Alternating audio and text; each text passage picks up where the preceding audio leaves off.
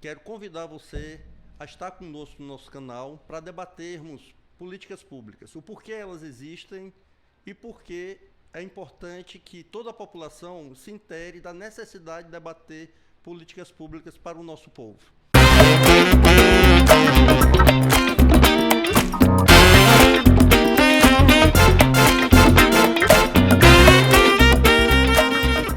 Nosso convidado hoje aqui é Cícero Cavalcante, que conheço há mais de 30 anos, desde a época da Pastoral Operária. E o Cícero hoje, o Destino se Cruzando, está comigo hoje no Governo do Estado. Ele é à frente do programa Ceará Sem Fome e eu estou hoje como assessor especial do governador Eumano, ajudando a construir um Ceará melhor para todo o nosso povo.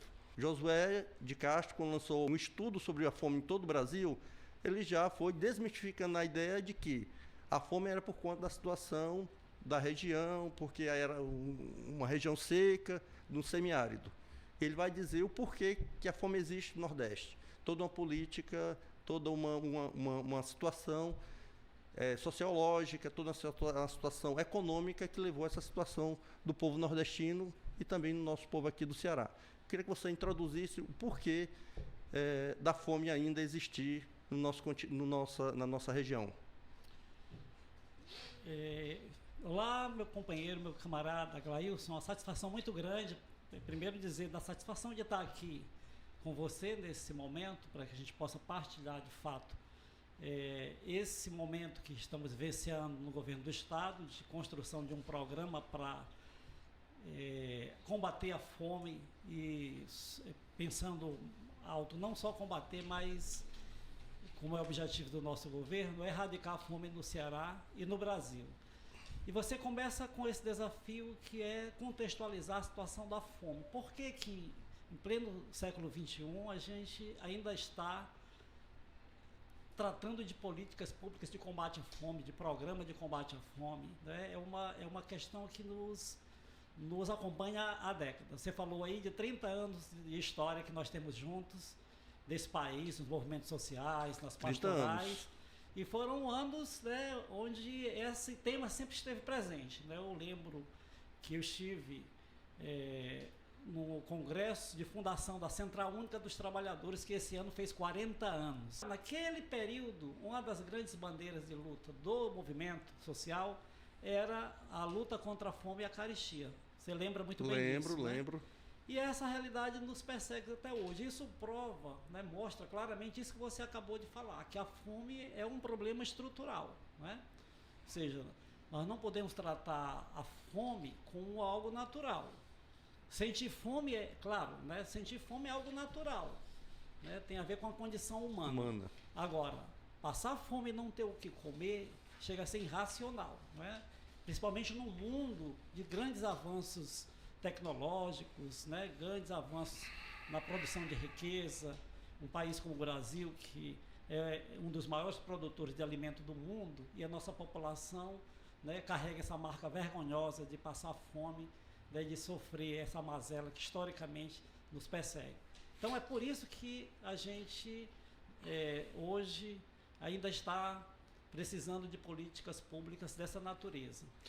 Você colocou uma questão importante de que esse é um debate que vem desde o início da sua militância, da minha militância, que os movimentos sociais, que os sindicatos, que associações, as pastorais sempre tiveram essa preocupação e um engajamento enquanto reivindicação, enquanto percepção de uma realidade que muitas vezes castiga o nosso povo. Nós conseguimos sair do mapa da fome. No governo Lula, em 2014, o Brasil saiu do mapa da fome da ONU, através de construção de toda uma política, de políticas públicas, fortalecimento da agricultura familiar, fortalecendo os espaços de participação popular nos conselhos de representação. E voltou novamente. Então, você desassociar a fome da questão econômica, isso não existe. A fome é consequência de toda desconstrução, então, de uma imposição de um modelo de gestão. Então, o povo está ou não na prioridade de investimento público. Eu acho que esse é o centro do debate também que nós temos que fazer, não é isso, Cícero? Exatamente. Esse é um outro dado que você traz, formidável, né, de que é um problema estrutural e, como tal, precisa ser resolvido estruturalmente. É verdade que nós saímos, né, o Brasil saiu do mapa da fome durante os governos do presidente Lula e Dilma. Foram avanços importantíssimos, né? Ou seja, o nosso povo realmente foi levado a uma condição de consumir minimamente para viver, né? Mas, veja bem, foram mais de 14 anos construindo isso. No entanto, uma mudança brusca, né, na composição, veja bem, na composição do grupo que estava no poder, já levou a essa realidade que nós conhecemos, ou seja, um retrocesso, né, significativo, onde o nosso povo voltou novamente a passar fome, ou seja, voltou novamente ao mapa da fome. Isso significa que tratar essa situação essa situação ela merece um tratamento estrutural e um debate de sustentabilidade, né? Ou seja, por que nós retornamos ao mapa da fome? Obviamente houve mudanças profundas, né? Com a saída, com o golpe, né? No governo Dilma e tudo que sucedeu-se aquela situação em 2015, né? Toda aquela situação que gerou novamente um desgoverno que nos levou a essa realidade. Mas isso também não é para a gente uma justificativa plausível. Né? Isso leva também a um ensinamento político para todos nós que estamos na militância há muito tempo, da necessidade de se pensar mudanças estruturais que de fato possa sustentar nessas transformações. Perfeito. Se nós voltamos tão rapidamente ao mapa da fome é porque a nossa política durante aqueles anos ela não foi sustentável. Nós não fizemos as transformações estruturais necessárias para manter, né, o Brasil fora do mapa da fome, para manter o nosso povo fora dessa mazela que historicamente o persegue. Isso não significa dizer que nós devamos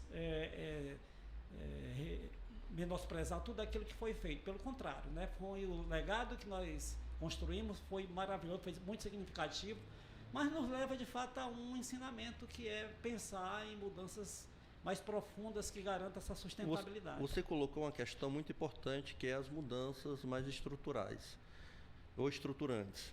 Aqui no Ceará nós temos uma experiência muito legal. O Ceará hoje é uma referência da educação. Isso fruto de toda uma continuidade de uma política que iniciou-se há mais de 20 anos e o Ceará hoje é apontado como o melhor índice de educação no país. As aprovações, como no ITA, instituições universitárias, mostram o quanto o nosso ensino hoje está consolidado como essa referência. O governador Eumano, quando assumiu o governo, e eu costumo dizer isso, nas lives que ele faz, ele disse que o sonho dele é acabar com a fome. Então, a política de combate à fome está casada com a segurança alimentar. São coisas que... Então, eu acho que o Ceará pode também ser, e começa a ser, essa referência. É tanto que aqui lança-se o programa Ceará Sem Fome. E pouco tempo depois, o presidente Lula lança o Brasil Sem Fome. Não é por acaso o nome. O nome tem a ver com a experiência aqui desenvolvida. Aí eu queria que você falasse um pouco sobre o Ceará Sem Fome, essa experiência do Ceará Sem Fome, que é um grande investimento público e que isso possa não tirar só o Ceará, mas que possa consolidar toda uma política de sustentabilidade. Isso, e que o nosso povo não volte novamente a passar fome. Aí eu queria que você explicasse a concepção do Ceará Sem Fome e o impacto hoje causado pelo Ceará Sem Fome nas famílias de vulnerabilidade social.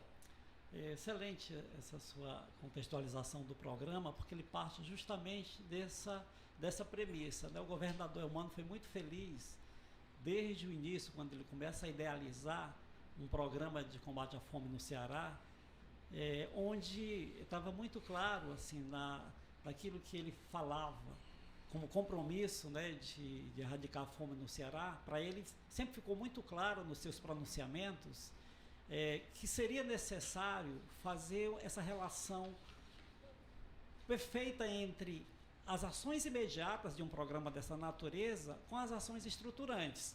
Ou seja, o programa Ceará Sem Fome, ele traz essa concepção, desde a sua primeira formatação ainda no grupo de trabalho que o governador montou, que teve à frente a primeira-dama Lia de Freitas. Eu quero destacar aqui o papel fundamental que a primeira-dama está tendo sem dúvida, à frente do programa. Ela tem sido essa referência, enquanto isso já ela é reconhecida isso nacionalmente hoje como uma das referências na política de segurança alimentar. Eu digo até que foi a pessoa perfeita que o governador, sabe, pela sua paciência, pela sua capacidade de escuta, pela sua dedicação e pelo entendimento sobre essa complexidade que é a fome. Tem duas coisas, Cícero, só um parênteses que você falou na Lia, na primeira-dama, na Lia de Freitas, ela trabalhou comigo na Câmara Municipal. E a gente vê duas qualidades fundamentais na primeira-dama. Primeiro, a sua competência, dedicada, ela mergulha, ela aprofunda sobre o debate que ela está envolvida, no caso agora no Ceará Sem Fome, ela vai buscar o conhecimento e como isso pode ser efetivado, pode ser executado. A outra é a acessibilidade dela com as questões sociais. Então, eu acho que casou as duas coisas, a competência e a acessibilidade. Mas continue. Perfeito, perfeito, é isso mesmo. Né? Quem convive de perto, eu tive esse privilégio nesses meses aí de governo, quase um ano, né, de conviver com ela e experimentar, ser testemunha na prática, né, disso que você fala. E ela tem sido a cara desse programa, o programa tem sido a cara dela, ou seja, né, há essa relação muito profunda, porque o programa Ceará Sem Fome, ao ser idealizado, né, para, num primeiro momento, atingir essa população, essa parcela da população mais sofrida, era muito necessário que essas pessoas pudessem ser acolhidas, né, porque a gente tem presenciado, né, nesse público, ela tem andado muito na periferia de Fortaleza, no interior do estado, e o contato com essas pessoas mostra o quanto que era necessário um programa dessa natureza, né, porque nós conseguimos, em pouco tempo, trazer à tona essa população que, na maioria das vezes, parece uma população que é invisibilizada. Então, muitas vezes, nós nos deparamos com um povo sofrido, um povo até apático, sabe? Apático à realidade. Porque o sofrimento da fome só sabe quem, né, eu tenho visitado algumas cozinhas, Cícero, e visto o quanto as pessoas estão carentes. Porque a fome, ela não é só uma questão física, ela afeta a sua emocional. Isso, exatamente. A autoestima das pessoas. E quanto elas recebem o seu alimento, o quanto elas são gratas também. Exato. Porque a gente vive uma carência em vários sentidos das pessoas. Exato, é isso mesmo. Então, essa acessibilidade do programa, tanto do governador Eumano, casado com a primeira-dama, e a equipe que está à frente do Ceará Sem Fome, mostra o quanto foi um acertado essa política. Porque você tem um impacto direto, não só tirar as pessoas, mas de resgatar uma cidadania que muitas vezes essa palavra não é mais utilizada. A cidadania fica para poucos, enquanto uma parte fica excluída, literalmente, de toda uma política social. Então, somente uma pessoa que tem acessibilidade e que tem uma história como o governador Eumano é capaz de pensar como o primeiro programa a ser lançado, Ceará Sem Fome. Eu queria que você dissertasse um pouco sobre isso. Exatamente. Porque acho que, embora a gente saiba que a fome não é algo natural, mas acaba se naturalizando. Sabe, no nosso dia a dia, a gente acaba olhando muito para as estatísticas, né? No governo a gente está muito habituado às planilhas, aos índices, mas quando a gente se depara cara a cara, né, com as pessoas que passam fome, e isso marca profundamente, porque a fome marca essas pessoas para o resto da vida, né? Quem passou fome sabe do que eu estou falando. Agora, né? Cícero, dentro do Ceará Sem Fome, ele tem dois braços. Tem o cartão Ceará Sem Fome, que é a responsabilidade da Secretaria de Proteção Social, né, que está à frente a Onélia Santana, que foi primeira-dama, agora a dona Onélia é a secretária de Proteção Social, e tem as cozinhas sociais sob a responsabilidade da Secretaria de Desenvolvimento Agrário. Aí eu queria que você colocasse para as pessoas, para você que está nos assistindo, esse dado importante, o quanto já tem impactado tanto nas famílias beneficiadas, como também na microeconomia, lá no interior das pessoas que estão recebendo o cartão e estão comprando lá no comércio.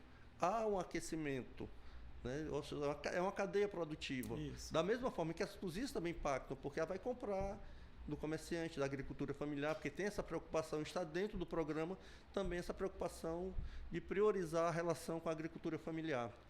Isso se enquadra dentro daquela preocupação que estava falando há pouco, né, de quando o governador Eumano começou a idealizar esse programa, se pensou muito em ações imediatas, mas entendendo a necessidade de ações estruturantes, que são ações que vão para além de entregar um prato de comida, não é? Ou seja, ele percebeu de cara que era necessário levar em consideração essas duas partes de um mesmo processo. Ao mesmo tempo, ou seja, para tirar o Ceará e o Brasil do mapa da fome, todos nós temos consciência de que não se trata de algo simples, né?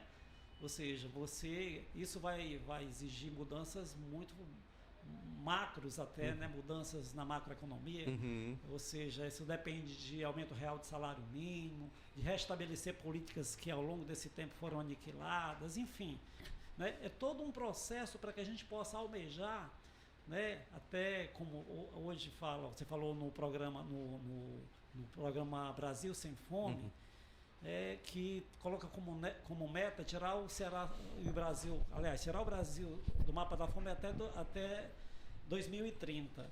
Isso significa o tamanho do desafio, ou seja, passa de fato por mudanças estruturais. As ações imediatas, elas são necessárias e importantes, né? Mas em si elas não vão resolver o problema estrutural da fome, né? Elas são necessárias porque, como dizia o nosso saudoso Betinho, quem tem fome tem pressa. Então, logo de início se pensou muito em como fazer o alimento chegar na mesa das pessoas. Foi aí que, no grupo de trabalho coordenado pela primeira-dama Lídia Freitas, surgiram várias ideias. E ela escutou todo mundo, né? Nós passamos um mês inteiro, ela escutou os movimentos sociais, ONGs, igrejas, conselhos, iniciativa privada.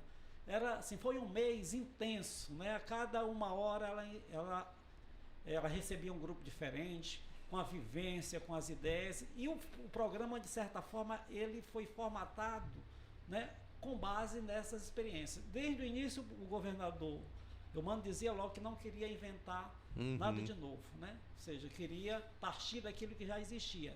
E a gama de experiência nos movimentos sociais é imensa nessa área, né? E ela se intensificou durante o período agudo da pandemia. Você falando do governador Eumano, eu me lembro que ele diz o seguinte: pessoal, isso já existe na prática. Isso, exatamente. As pessoas fazem sopa, principalmente na época, no período da pandemia, em que muitas pessoas ficaram desempregadas, as pessoas muitas vezes sacrificaram a sua vida dentro de associações, dentro de espaços, para poder servir ao próximo. Exatamente. Fornecer alimentação, era a sopa à noite, ou era o almoço. Então as pessoas foram criando rede de solidariedade. Exatamente. E é isso que ele disse. Já existem.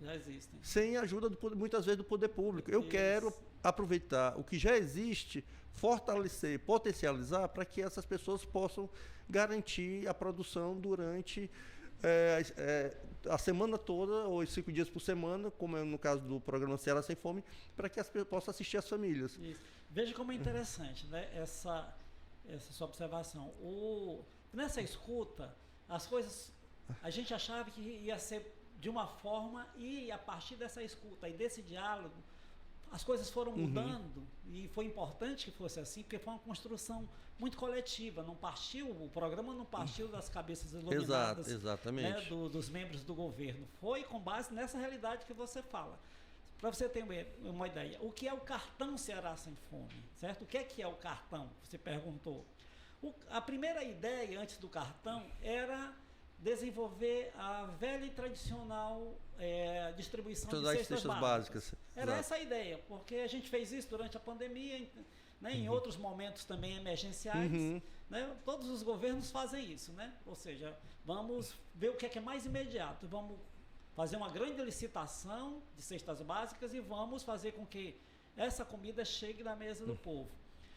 Quando a gente começa a ouvir, né, a primeira-dama chama Conselho de Segurança Alimentar, CONSEA, chama o Conselho dos Secretários de Assistência Social, conversa com a Associação dos Municípios. A gente começa a entender que a cesta básica não seria o melhor caminho, por 2 motivos. O primeiro, né, muito levantado, e a gente chegou a essa conclusão, é de que você entrega um pacote fechado para a população, ou seja, uma cesta de alimentos que a gente escolhe o que é, né, e a população tem que consumir. Você não leva em consideração a especificidade de cada família. Né? A família que tem crianças, ela precisa de um tipo de alimento diferente, a criança que tem idosos também precisa de um alimento diferente, e a cesta não é o melhor caminho, você chega com um pacote fechado, né? Esse é um dos motivos. Um outro também, tão importante como esse primeiro, é que isso foi muito dito pelos próprios municípios, né? Essa escuta que foi feita aos municípios. Quando você faz uma grande licitação para adquirir a cesta básica, geralmente uma empresa, um grande grupo econômico é quem ganha essa licitação. E boa parte das vezes ele vem de fora do Estado. O que isso significa? É que todos os recursos empreendidos pelo governo naquela concorrência vai para fora do Estado ou vai para as mãos de poucas pessoas. Ao passo que o cartão, e aí foi a grande sacada, né, desse diálogo, ou daqueles que, né, conseguiram colocar essas preocupações e o acolhimento dessas preocupações, quando você entrega um cartão no valor de R$300, que seria o valor da cesta básica a ser adquirida, as pessoas compram no seu local de moradia, compram lá no distrito, lá na comunidade. Lá na bodega. É isso que você estava dizendo, na bodega. Isso fortalece a economia popular, a economia local, né, fortalece a economia dos municípios, e isso já foi uma inovação. Né? Diga assim, foi uma inovação porque o cartão, apesar de se caracterizar muitas vezes como uma transferência de renda, ele na verdade foi uma substituição de uma forma tradicional que a gente tinha de fazer, né, a comida chegar à mesa das pessoas. A mesma coisa aconteceu, e eu já falo, né, em relação à cozinha. Sim, né? Vou falar um pouco depois, a cozinha é que importante. houve muito dessa inovação também no âmbito das cozinhas. Exatamente, porque assim, na experiência das cozinhas, a gente vê também o envolvimento das prefeituras hoje. E eu tenho acompanhado, Cícero, sempre dialogado contigo sobre... É uma preocupação que nós tínhamos, Fortaleza tem uma experiência muito forte na história da solidariedade e da distribuição de alimentos. Essa rede que foi criada nos territórios de Fortaleza.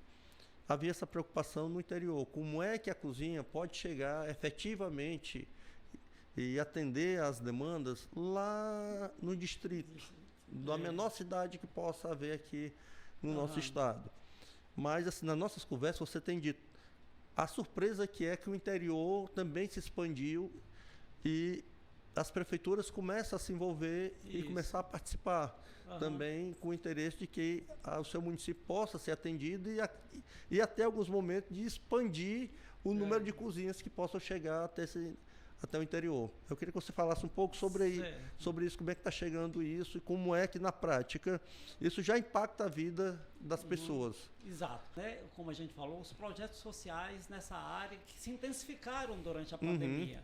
Mas independente da pandemia, você sempre teve muitas organizações que fazem esse trabalho, esse trabalho social junto a essas famílias que passam fome.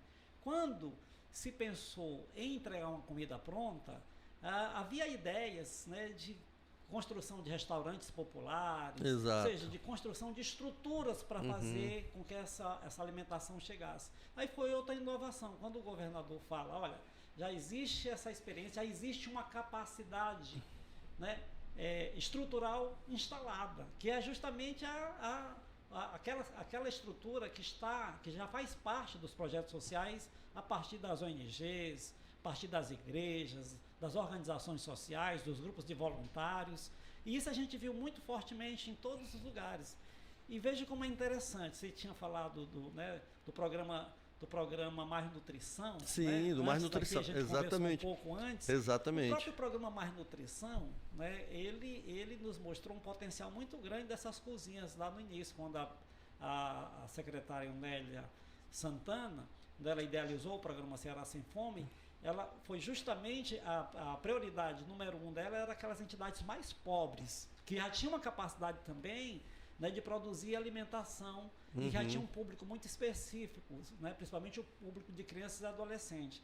E, gente, eu lembro que numa um primeiro edital desse programa, tinha capacidade para 75 entidades, mais de 200 se inscreveram. Então a gente já sabia que essas entidades existiam, que esses projetos existiam. A gente precisava o quê? Fortalecer o que já existia e fomentar a existência ou o surgimento de outras que, embora não se chamassem ainda, que ainda não estivesse atuando nessa área, mas tinha capacidade para isso. Foi aí que nós, né, que o programa, quando fez um grande chamamento, né, desses espaços, nós, e aí de pronto tivemos a adesão, e hoje nós temos uma pressão muito grande, porque o que a gente conseguiu, o que o governo conseguiu ofertar, né, pelo tamanho do orçamento e pela complexidade que é um programa dessa natureza, ele ainda está aquém da demanda que se apresentou.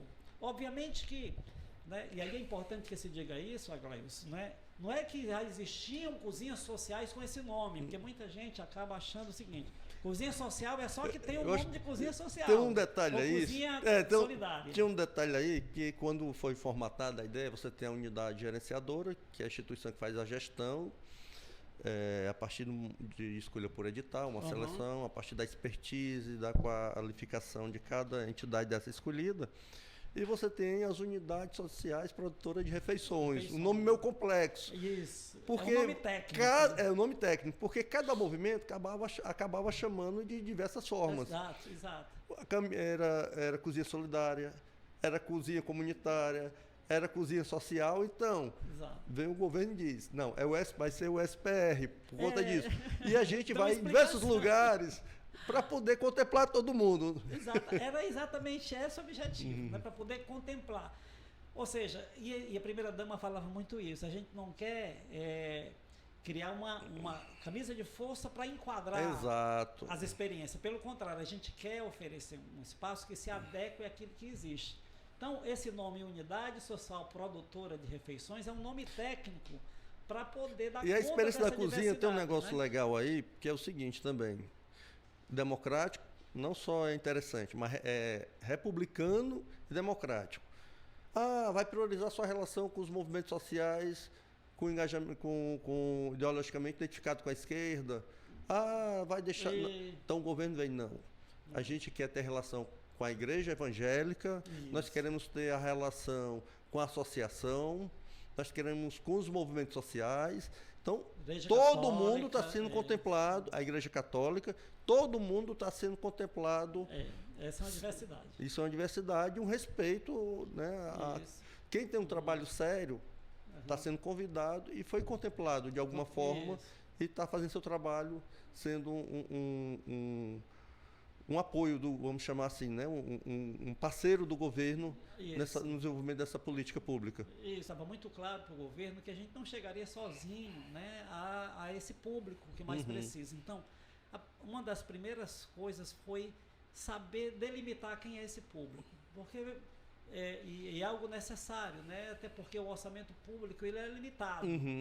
Você não faz o que quer, né, na quantidade que quer, no tamanho que quer. Por isso que você precisa delimitar bem quem é esse público. E aí, como a gente tinha, né, a definição de que seriam os mais pobres entre os pobres, que no conceito de insegurança alimentar são aqueles que estão num processo de insegurança alimentar grave, que são aquelas pessoas que come hoje e não sabe se vai comer amanhã, né? Esse é o público em situação de insegurança alimentar grave. A gente tinha muita clareza sobre isso.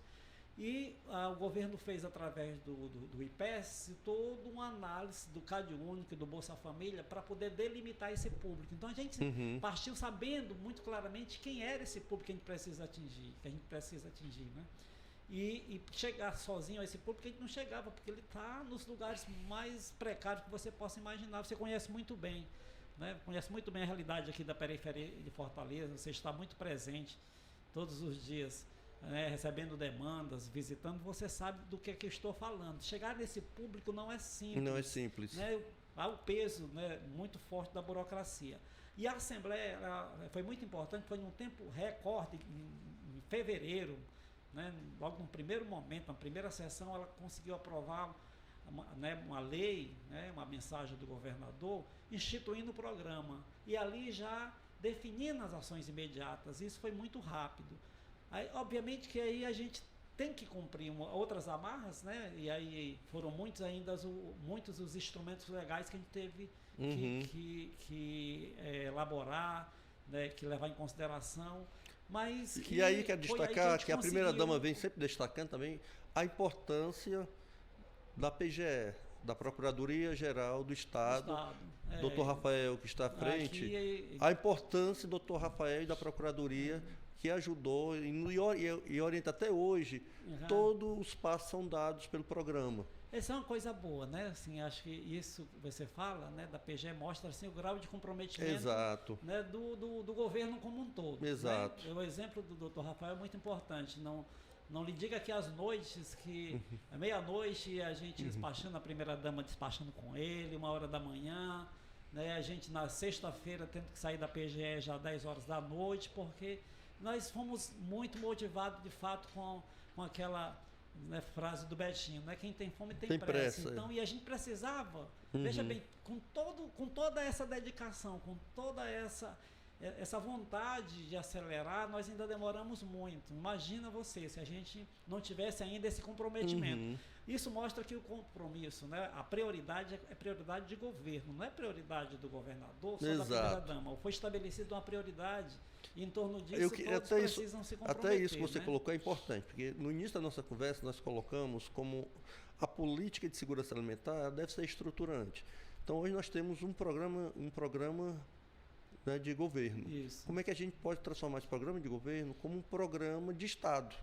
Que não, né, porque um programa permanente que seja transversal para que não volte ao que era as pessoas passar fome. Nós temos a meta até 2030 do Brasil sair do mapa da fome novamente, eliminarmos a fome. Mas o governador Eumano, ele trabalha para esse tempo ser menor aqui no nosso estado. Exatamente. Tem essa ousadia. Eu participei acompanhando um debate que a primeira-dama estava na mesa do Expo Favela, que ocorreu no final de semana passado aqui no centro de eventos. E ela fez parte de uma mesa que tinha representantes da sociedade civil, estava o ministro Wellington Dias, ministro da Defesa Social, estava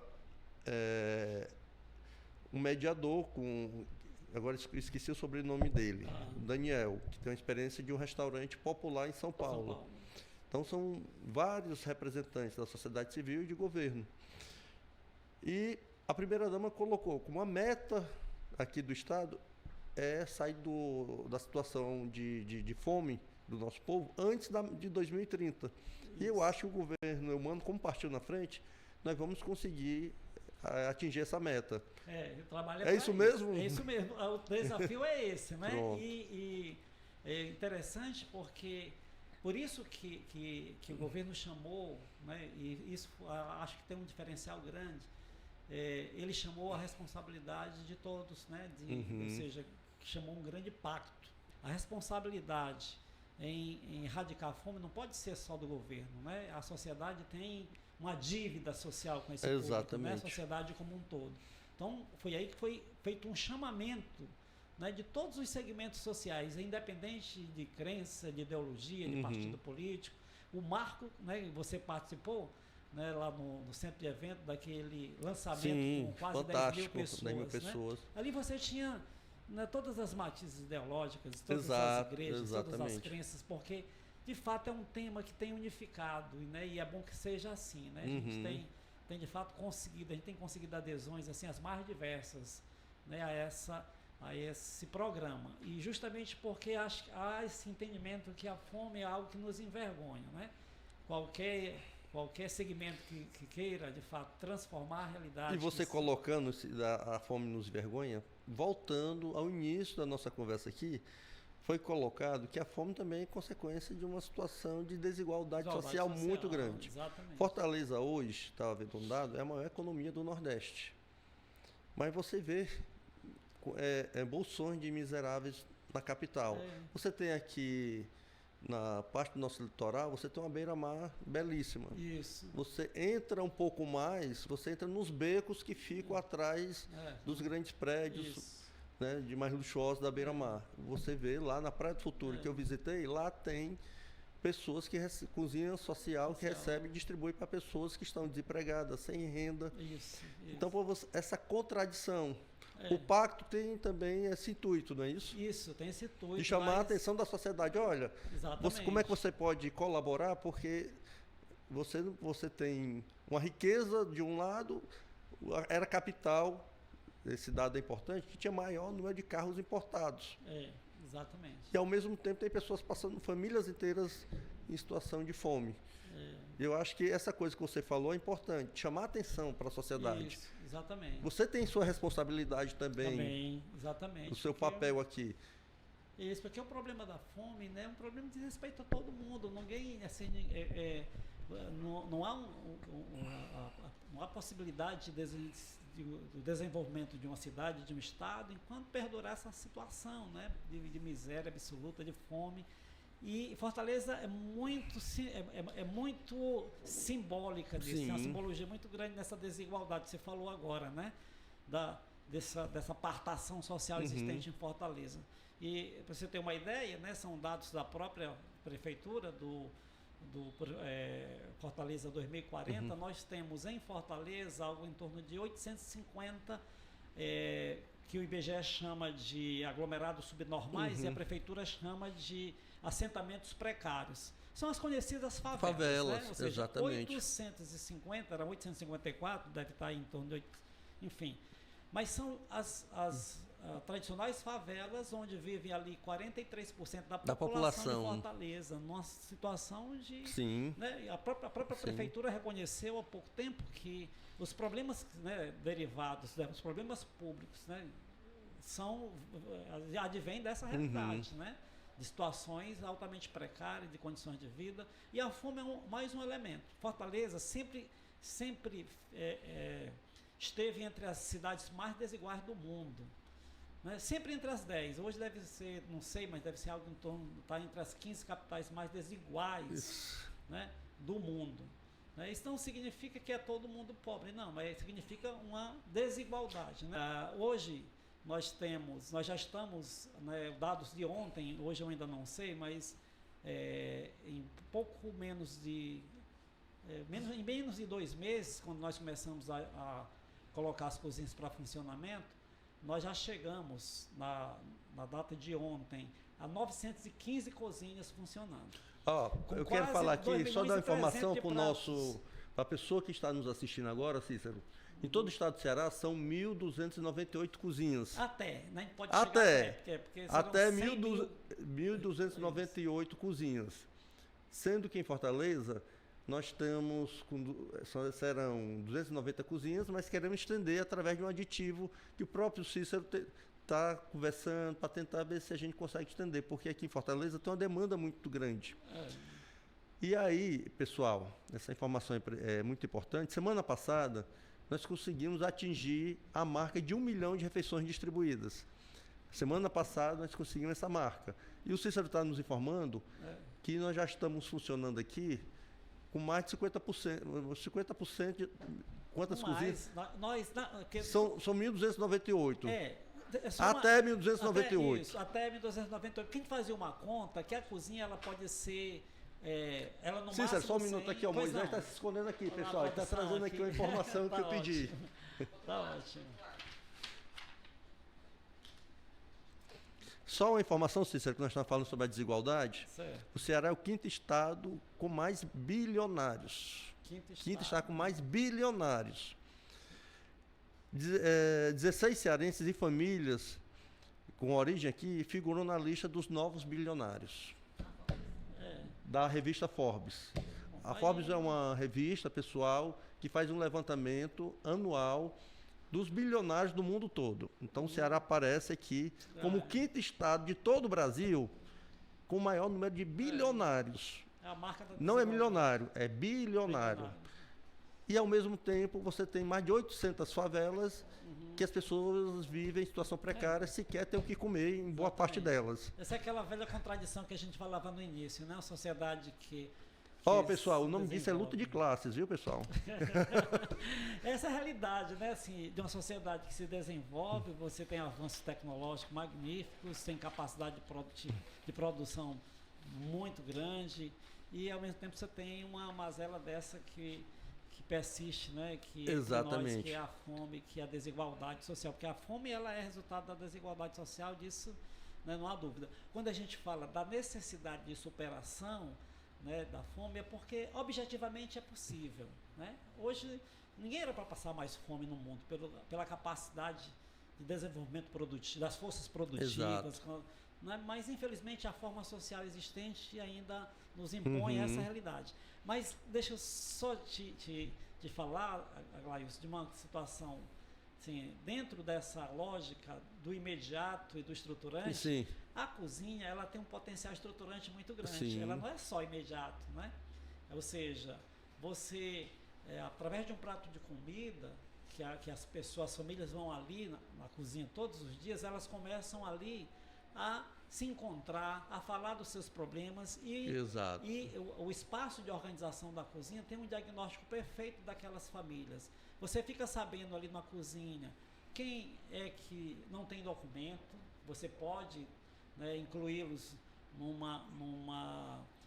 fazer uma inclusão ali, né, inclusive nos programas sociais, tem muita gente que não tem nem documento, está invisibilizado total. Você pode desenvolver outras ações. Estão dizendo que é uma cadeia. Por exemplo, uma cadeia. Você tem um dizer que saco vazio não se põe de pé, não é isso? Ou quem tem fome tem pressa. Em algumas visitas que nós estamos fazendo, eu digo que é o seguinte: você tem o alimento, as pessoas precisam comer, as pessoas precisam ter documento, que boa parte não tem. Então você vai com a ação do Estado através do caminhão do cidadão e você pode qualificar as pessoas para que elas possam ser microempreendedor, colocar sua barbearia, ser manicure, ou se qualificar para entrar no mercado de trabalho formal, ter carteira assinada, essa coisa toda. Então você tem vários programas de qualificação profissional, junto à SPS, a Secretaria de Proteção Social, que você leva para as pessoas. E a partir daí você está criando cidadania no sentido mais amplo. Comida, documentação, trabalho e renda. Isso, exatamente. E dentro do programa, por isso que eu digo que foi desde a concepção, desde a idealização do programa pelo governador Eumano, quando ele pensava exatamente no imediato e no estruturante, era exatamente isso que você está dizendo.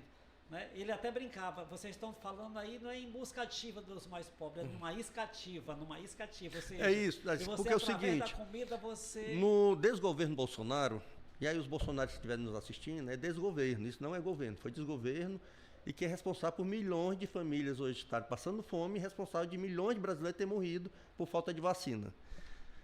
Ele desconstruiu o cadastro único. Isso. Quando ele desconstruiu o Bolsa Família, não foi só tirar das famílias o direito a ter aquela renda. Ele desconstruiu. E aí um problema que na busca ativa que a gente colaborou junto à SPS, para identificar aquela pessoa que era beneficiada do cartão do Ceará Sem Fome. E boa parte, Cícero, tinha algumas pessoas que estavam dentro dos critérios exigidos, mas que já tinham mudado de endereço, ou alguém tinha morrido, ou a pessoa já tinha saído daquela situação de extrema vulnerabilidade. Então foi uma desconstrução também. Aí você está falando da busca da isca ativa. Isso. Porque, assim, nessa desconstrução, você perdeu-se toda uma história e uma memória por parte do governo. Exatamente. E essa isca ativa, como chamou o governador Eumano, é muito importante.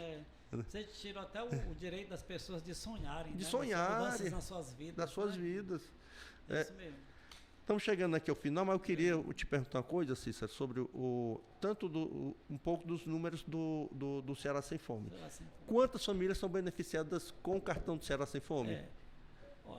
Nos critérios que foram... E quais são os critérios para as famílias serem...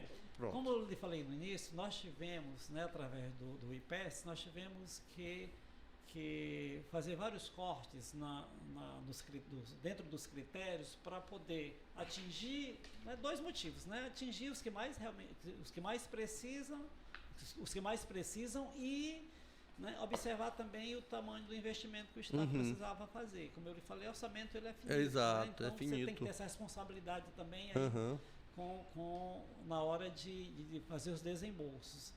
E num primeiro momento nós fomos fazendo os mais diversos critérios para chegar nesse nível. Nos cortes que foram feitos, dentro dos critérios que foram feitos inicialmente, a gente tinha pensado, e foram, né, 3 critérios iniciais, depois a gente somou a outros mais objetivos. Primeiro era uma renda per capita de até R$168, né? São famílias que mesmo recebendo Bolsa Família, estão dentro do Cade Único, recebem outros benefícios, mas se você juntar, né, os membros daquela família, né, e somar o que recebe, dá menos que R$168, uma per capita de menos de R$68. Né? Um outro é ter crianças e adolescentes, porque quando você vai só pela renda, o número é enorme, né? Mas você não tem para todo mundo, então você é obrigado a pensar outros critérios para poder, né, porque uma família que tem criança, ela é mais vulnerável, né? Ou seja, é parte desse princípio. Então são critérios que foram sendo somados para poder compor, né, esse público. Então o outro foi esse, ter crianças ou adolescentes, famílias cuja a mãe é a principal, é a chefe de família, né? Quem mantém a família, né? São 3. E ainda assim tivemos de pensar na escolaridade, ou seja, a baixa escolaridade, né? Famílias que têm o fundamental incompleto, ou são analfabetas, ou semi-analfabetas. Então você está dizendo que são as famílias carentes entre as mais carentes. As mais carentes. Assim, não tem como você olhar para ali e não ver uma situação de insegurança alimentar grave. Né? Mesmo com Bolsa Família, mesmo, enfim, somando esses critérios, você leva... E uma coisa interessante que a gente faz questão sempre de dizer é que quando a gente começou a fazer, aplicando esses 4 critérios, em março, a gente chegava a um número, pela lista do Cade Único, que nós temos acesso, né, nós chegávamos aí a algo em torno de 96 mil famílias. Mas quando a gente foi implementar, houve aquela alteração, aquele aumento no valor do Bolsa Família de R$150, né, já no governo Lula. Né? Só com aquele aumento, esse número de 96 mil, em torno de 96 mil, caiu para 43 mil famílias. Você vê como é importante também o Bolsa Família, a importância que tem o Bolsa Família na vida das pessoas. Muito, né? grande. Como um programa de combate à fome. A fome. Né? Então, hoje, né, são essas 43 mil famílias, que há algo em torno de 200 mil pessoas. Cícero, só uma questão, desculpa estar te interrompendo. Pois não. Nessa mesma mesa que a primeira-dama participou, no Expo Favela, que o ministro Wellington Dias estava, e foi até perguntado, provocado pela moderadora, inclusive a jornalista da Globo News, fez uma pergunta induzindo uma resposta, já querendo ouvir a resposta dele, que a gente tinha mais ou menos noção, que era o seguinte: mas o Bolsa Família não cria, as pessoas não ficam acomodadas só em querer receber? Ele deu um exemplo, rapaz, foi maravilhoso. Ele disse que uma pessoa hoje concursada que trabalha com ele no Ministério da Defesa Social, no MDS, colocou uma situação para ele que é o seguinte: ele era do Bolsa Família, antes do Bolsa Família ele não tinha como estudar. Quando passou o Bolsa Família, ele parou de ajudar em casa, ainda garoto, teve condições de estudar, e a partir daí foi o pai dele e a família saíram do Bolsa Família, porque conseguiram também melhorar a renda da família, saíram do Bolsa Família e hoje trabalha com o ministro Wellington Dias. E isso é um exemplo importante que o ministro fez questão de dizer, para dizer que as pessoas não vão se acomodar, porque nós temos natural nosso querer melhorar de vida. Exato. As pessoas querem comer melhor, as pessoas querem se vestir melhor. Então o Bolsa Família, ele resolve em parte esse problema. Exato. Mas tem nosso instinto enquanto ser humano, de melhorar as condições nossas e da família. Exato. Então, essa experiência é significativa. Isso que você está falando. Isso.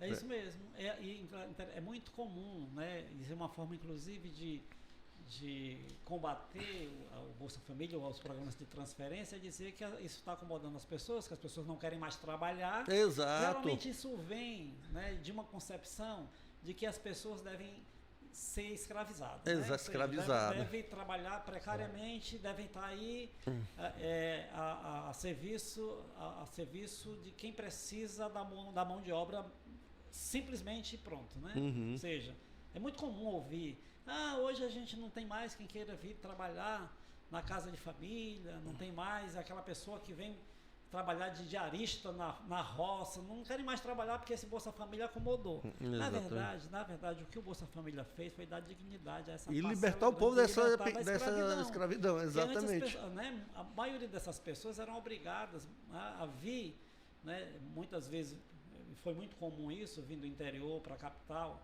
né, para trabalhar até por um prato de comida, né? Isso é muito comum. Ou alguém passar o dia inteiro, né, trabalhando numa capinagem, num serviço braçal duro para receber um prato de comida. É essa gente, né, incomodada, essa gente que gostava, né, desse período onde ele tinha uma mão de obra barata, né? Sem nenhum direito trabalhista. É isso que pensa, né? Boa parte da nossa, infelizmente, da nossa elite, né? É verdade. Né? Agora, é muito incrível essas experiências, né? A gente ouviu agora há pouco tempo, numa atividade, a gente foi com a primeira-dama em Canindé, uma moça falando, uma mulher falando, né? Quando ela havia saído do Bolsa Família, hoje ela está numa cooperativa. As pessoas querem dignidade, o que há, né? E aí há uma insegurança mesmo. É tanto que o governo federal agora, né, está criando agora as condições para a saída do Bolsa Família, uma porta de saída, ou seja, criando um programa, um processo de transição, porque as pessoas têm medo, né? Às vezes você perguntar, eu vou procurar um emprego, eu tenho Bolsa Família, que é algo que está garantido, mas vou procurar um emprego que tem 1000 exigências, eu posso passar 1 mês, 2 meses ali, ser demitido, e aí eu perdi aquela história, eu não vou trocar o certo pelo duvidoso, né?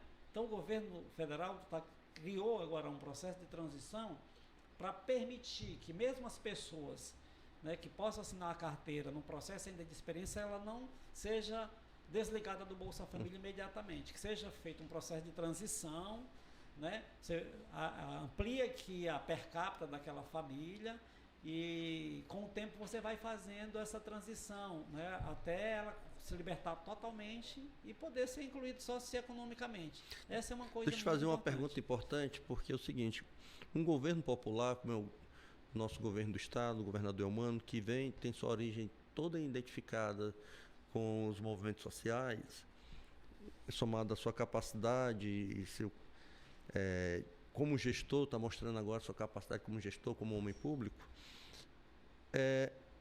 tem sempre o compromisso com a participação popular. Uma coisa que eu costumo dizer: o governo poderia simplesmente chegar para entidades como o SESC, comprar as quentinhas e distribuir. Exato.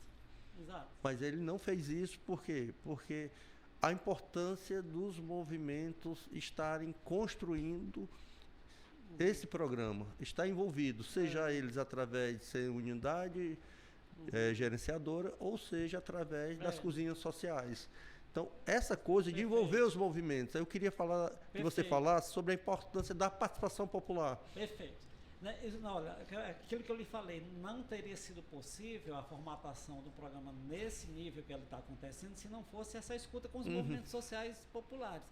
Essa história assim, de você produzir até 100 refeições na cozinha foi com base na escuta. A maioria dos projetos que a gente teve condições, né, de ouvir, eles estavam nesse nível de 80, 100. Num tamanho desse, você não precisa criar grandes estruturas. Exatamente. Porque aí você acaba, de fato, perdendo, né, a qualidade e, principalmente, o mais importante, a característica, né, do que a gente está fazendo ali, ou seja, do social, né, do espaço social que é a cozinha.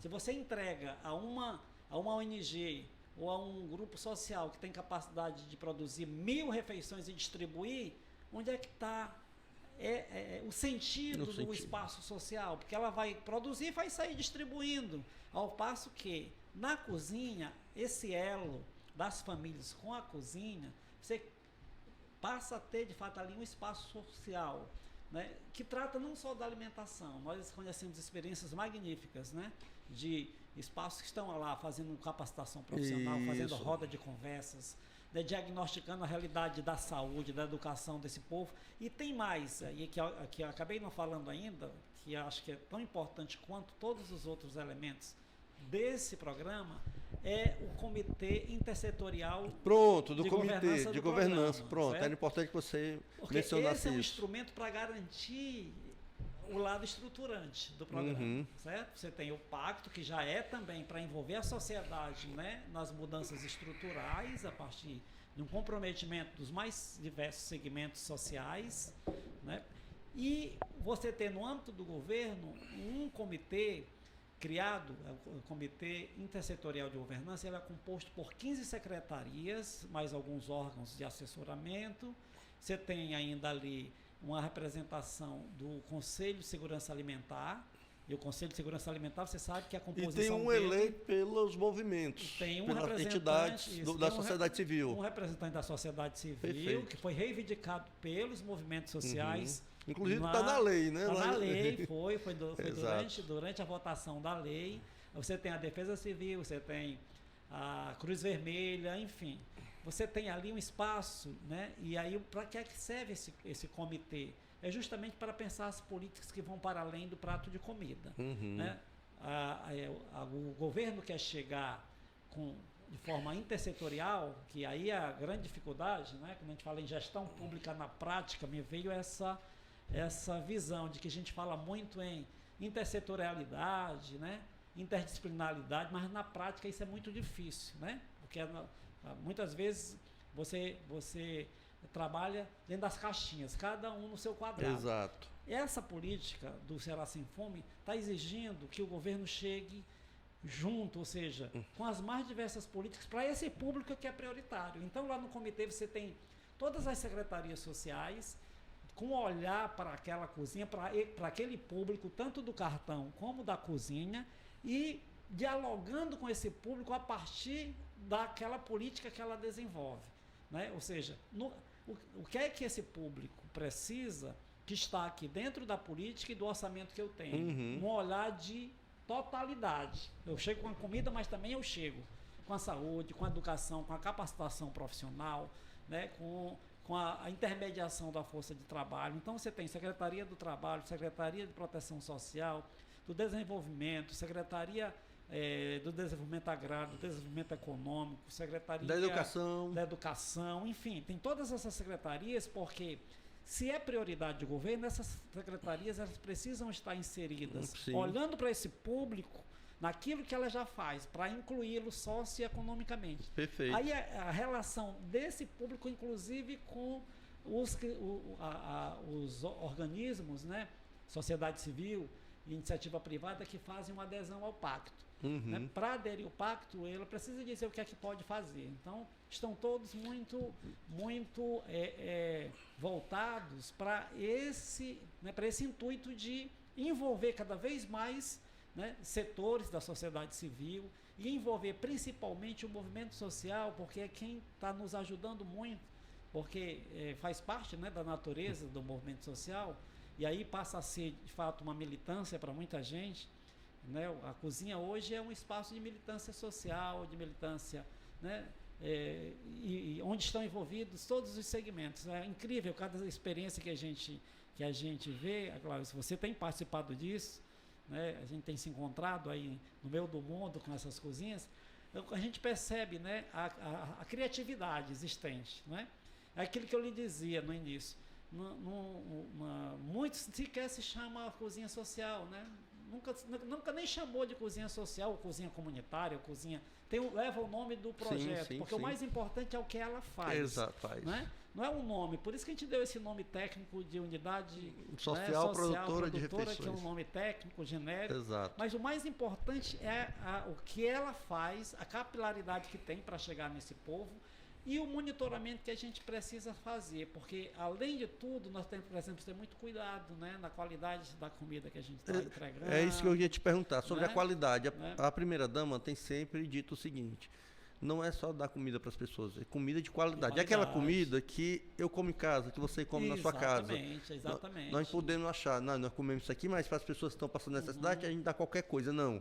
E a gente tem visitado e exigido por parte das UGs que elas forneçam alimento de qualidade e que as cozinhas sociais possam produzir também com qualidade. Isso, e possa para que as pessoas monitorar e a gente possa, a comida possa chegar até as pessoas, a mesma comida que você come, Cícero, que eu como na minha casa, que nós comemos, possa chegar até as pessoas. Essa é uma preocupação importante que a primeira-dama tem levantado. Ela, desde o início, ela montou um grupo, né, e em vez de ela está degustando, inclusive, né, Cícero? Sempre que vai na cozinha. E aí nós temos hoje um grupo, né, porque é formado por gente da área. Nós temos a composição desse grupo. Você tem o Conselho de Nutricionista do Ceará, você tem o SESC, que tem longa experiência com Mesa Brasil, os restaurantes que nos ajudam nisso. Você tem a Vigilância Sanitária, que está ali presente. Você tem o NUTEC fazendo toda a análise laboratorial, né, de tudo que é produzido. Né, faz isso com muita precisão, porque a gente precisa ter muito cuidado, né, com essa alimentação. Você não tem uma estrutura grande para... Mas todo cuidado é necessário quando a gente trata de alimento. E é por isso também que a gente fez questão de ter algo pequeno, né, que não pudesse demandar tanta complexidade na gestão. E aí, eu tenho dito isso, a principal monitora, a principal peça de monitoramento, a principal ator é a própria cozinha, né? A gente precisa zelar muito pelo monitoramento. Quando tiver alguma dificuldade, a gente já teve várias, né? E é bom que seja no início essas dificuldades, para a gente ir entendendo, porque agora tem uma coisa que para a gente é muito importante nesse momento, é um programa inédito. É um inédito, certo? Exatamente. A gente já tinha experiência no âmbito do social, dos movimentos, né?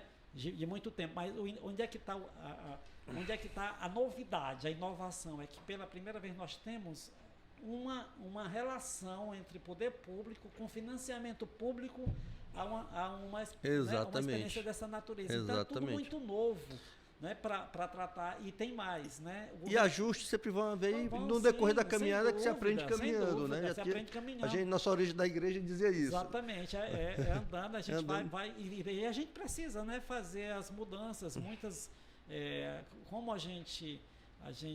como tudo é muito novo, a gente vai ter que monitorar a cada momento e fazendo as mudanças necessárias, né? E já temos feito mudanças e com certeza outras serão necessárias, porque é fruto do aprendizado que nós vamos ter. Sobre as mudanças, né? Amanhã, nós estamos gravando hoje, 31 de outubro, amanhã o governador está chamando para fazer o anúncio de assinatura de um decreto para isentar do pagamento de água às cozinhas. Isso. Eu queria que você falasse um pouco da importância. É isso que ele está falando. No caminhar que a gente vai fazendo os ajustes e melhorando mais ainda, né, garantindo as estruturas necessárias para que o programa possa fluir. Isso. São mudanças e inovações. Né? Mudança que não deu certo a gente, né, retirar do caminho, mudar, inovar e aplicar novos elementos que vão qualificar o programa. Essa é a isenção, né, da taxa de água para as cozinhas, né? Foi uma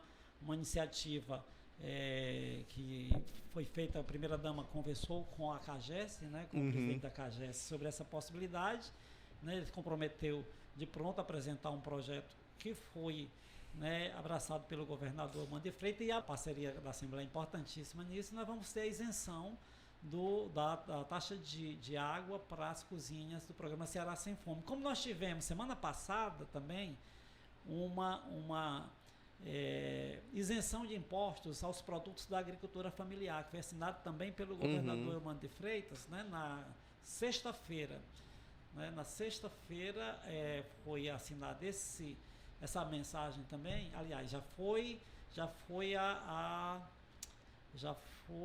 mensagem que já foi aprovada, né, que isenta os produtos da agricultura familiar que são consumidos pelo programa Ceará Sem Fome, isenta de ICMS. Perfeito. Que foi um outro diálogo também feito com a Secretaria da Fazenda, e que foi muito importante, como outros que virão. Né? Outra parte do Ceará Sem Fome, agora no dia 31 começou também o credenciamento de entidades que não estão contempladas pelo Mais Nutrição e que não também foram contemplados com as cozinhas sociais.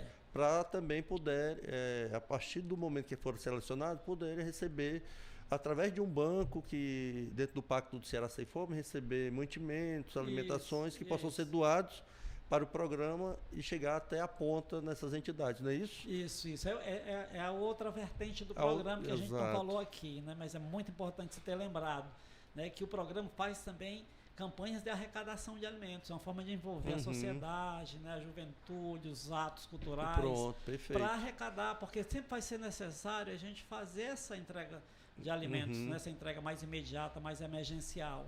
E aí são toneladas de alimentos que podem vir aí com as mais diversas iniciativas. Nós tivemos já várias iniciativas, as prefeituras estão, né, nos buscando para isso. Hoje nós já temos o ingresso solidário nos equipamentos da cultura dentro do governo do Estado. E todos esses alimentos que são arrecadados, eles vão para um espaço, né, uma unidade central do programa, e para que seja doado, né, é necessário que a gente tenha um banco de entidades credenciadas, para que a gente possa também ter critérios, né? Por que a gente está doando para A e não para B? Então, o credenciamento que respeitando aquilo que a gente falou sobre ser republicano, ser o mais democrático e contemplar todos que fazem um trabalho sério, que isso é importante também registrar. Você faz, é simples, faz tudo online, né? Você credencia a entidade e ela fica apta a receber quando, né? Claro que a gente vai depender do grau de arrecadação, de doações que possam chegar até... Né? É isso. Pois, finalizando aqui, Sérgio, quero te agradecer muito por esse bate-papo. Eu só atualizar os números. Ótimo, isso é importante. Eu estava esperando aqui pelo de hoje, importante. Mas é o de ontem, certo? O de ontem, né? Até a data de ontem a gente já tinha 915 cozinhas funcionando e 1.298.000 quentinhas Daqui a pouco teremos 1,5 milhão. Nesse período. Então, já a gente chega a 1.000 cozinhas, porque, veja bem, a meta são 100.000 refeições, né? Todos os dias.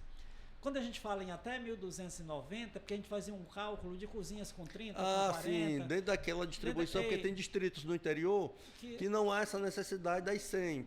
Pode 50 resolve. Isso. Perfeito. Mas a gente acredita que pelos números que nós já temos, nós vamos chegar em torno de algo em torno de 1.100 cozinhas. Perfeito. Né?